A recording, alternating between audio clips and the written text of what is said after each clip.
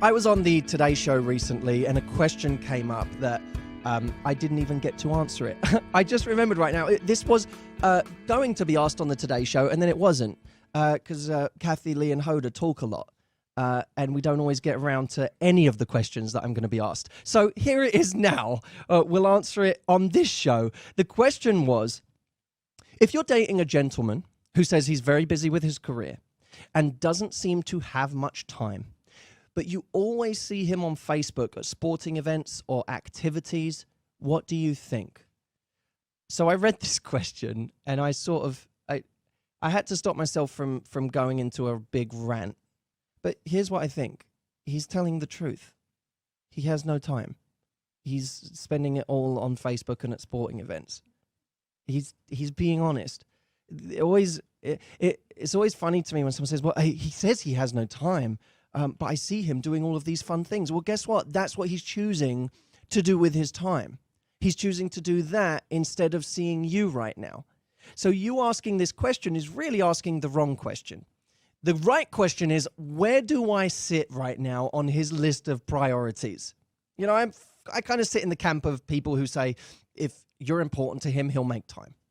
He'll figure it out. Now, that's true 99.9% of the time. Everyone has their exception. They have their month or their year where so much stuff is happening in their life that it really does make it impossible in many ways for them to do it. But still, we're talking about priorities. You know, their sick mother was a priority over you. The best year of their career in their life was a priority over you. We're still talking about priorities at the end of the day. But right now, what he's showing you is that his priorities are sporting events and fun times with his friends and making sure that everyone else sees those sporting events and fun times with his friends on Facebook.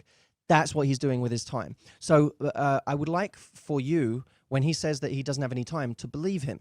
And to stop wondering how you can get more of his time right now. Because guess what's going to be attractive to this guy? If he sees that you have your own independent life, if he sees that you have a ton of things going on with friends, you're going out, you're going to your own fun events, whatever they may be, you're having a great time, maybe, God forbid, the next time he calls you, you have something going on. You have an event you're going to, you have a party with your friends, whatever. He's going to start to feel the attraction for you. Because what kills attraction is knowing that every time you pick up the phone to someone, they're always going to be available to you. That kills attraction. And I get how this happens. It's very clever, actually, whether it's conscious on the part of the other person or not. It's very clever because it conditions you to think, well, they never have time. So when they do have time, it's really important that I take it. It's really important that I don't say no, because who knows when that time is going to come around again. But you're actually conditioning the opposite of what you want.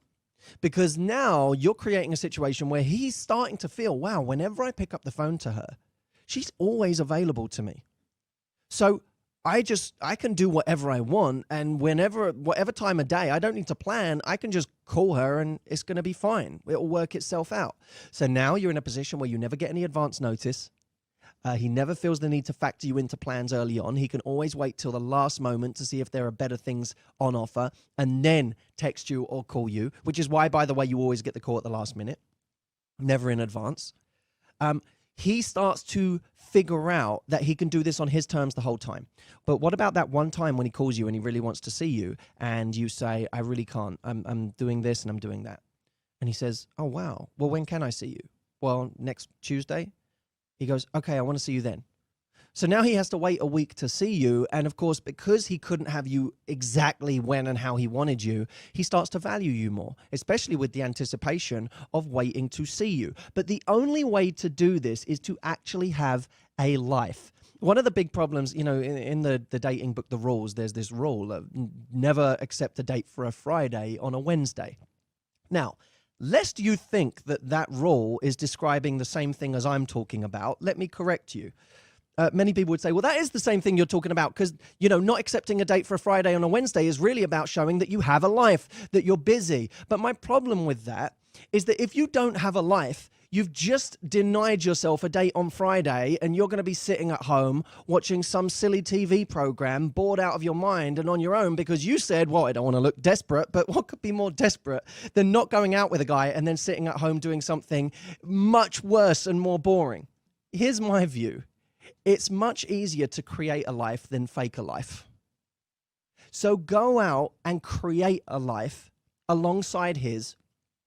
And when he sees you in that life, he's far more likely to turn around and say, you know what? You have something. You have a world you can bring me into. You add value to my life. You're interesting. Let's hang out. But the last thing he's going to do is change his behavior because you asked him why he doesn't have more time for you. If anything, it will send him the other way. If he says he hasn't got time, believe him. Go create your life. I'll speak to you soon, my friend. Love speaking to you as always.